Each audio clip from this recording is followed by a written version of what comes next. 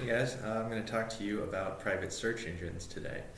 I'm going to address three issues or kind of three questions, and then I'll kind of give you an overview of why it's important to use private search engines. So first off, what is a private search engine? Secondly, which private search engine should you use? And then finally, why is it important to use a private search engine? And who is the person, who's the average user, or some examples of users for private search engines. First of all, what is a private search engine? So you think of a search engine, it's a tool that people use to search the internet. You type in a term and you get a list of results. You can search for articles, websites, or then images, videos, news, content. Depending on the search engine, there's a lot of options. So private search engines are they have the same functionality as traditional search engines.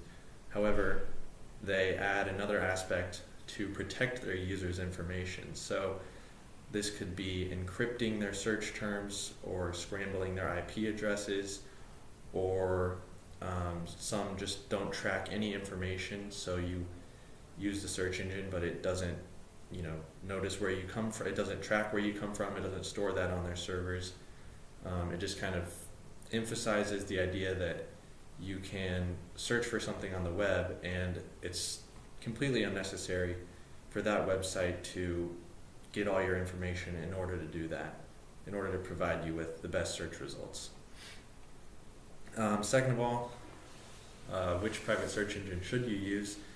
There's quite a few options. If you just do a Google search for private search engines, could be your last Google search if you find one that you like.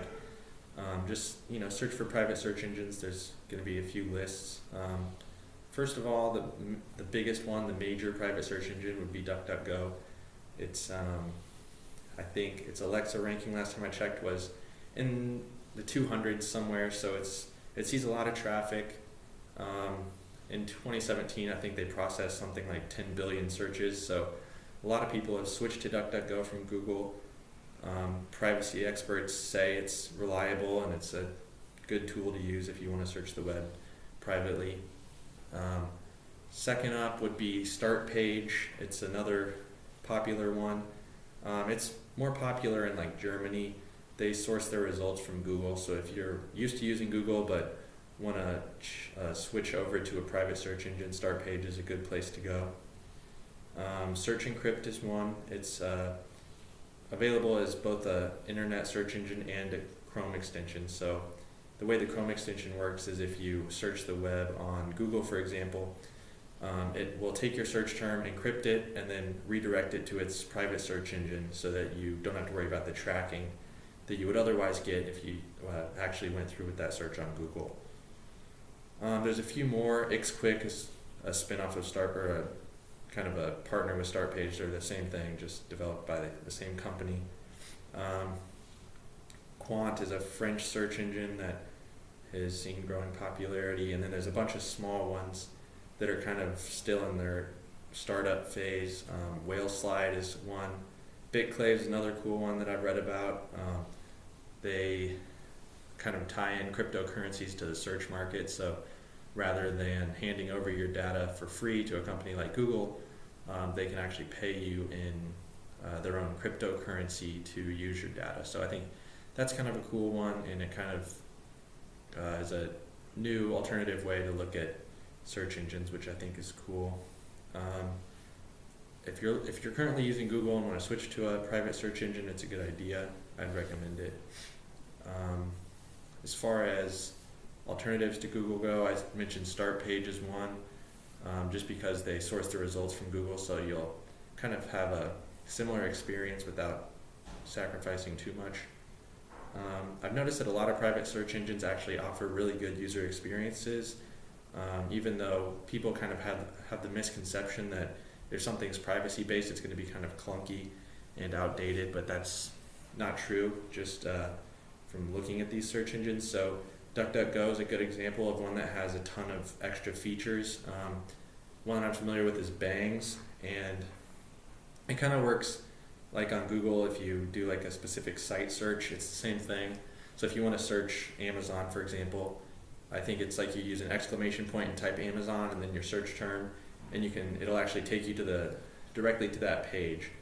So it speeds up your experience and makes it a little more user friendly, which I think is cool. And Google, even though it seems like it's a great user experience, the fact that they're using your data kind of counters that. These private search engines don't do that. They don't track your data.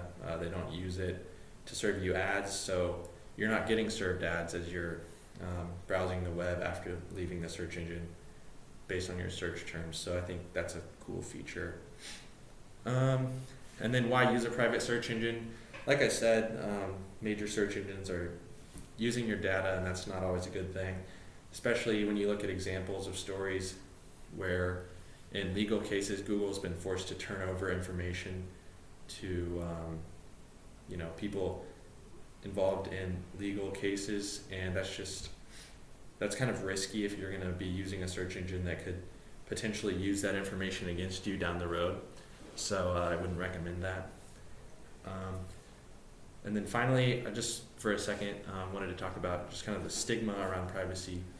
A lot of the reading I've done online just kind of discusses how people view privacy as something that is used to hide criminal activity, or keep people from finding out that you're doing something that's frowned upon.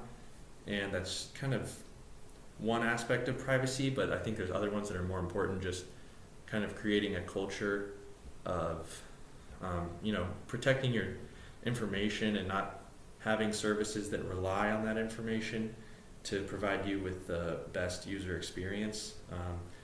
The experience might be sold to you as personalized or customized, but really they're just using your data and then trying to optimize their product to monetize you the best. So if something's not private, it's not necessarily the best for the user.